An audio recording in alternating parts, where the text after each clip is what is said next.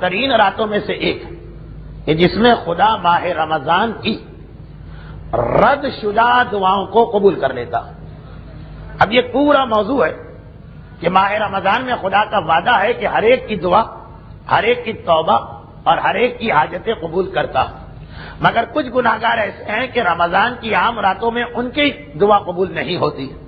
تو پھر ایسے لوگوں کے لیے رمضان میں دو خصوصی راتیں رکھی گئی، ایک شب قدر اور ایک شب آخر رمضان.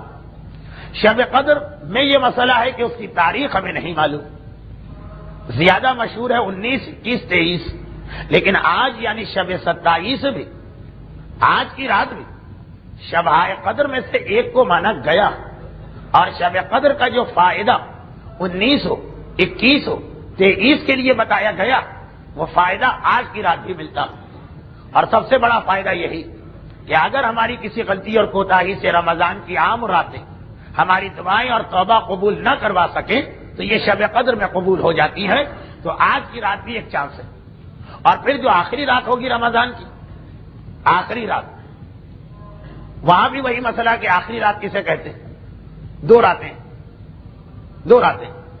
ایک تو آخری رات کہلائے گی شب ہفتہ، اور چاند نہیں ہوا تو شب اتوار. یہ وہ آخری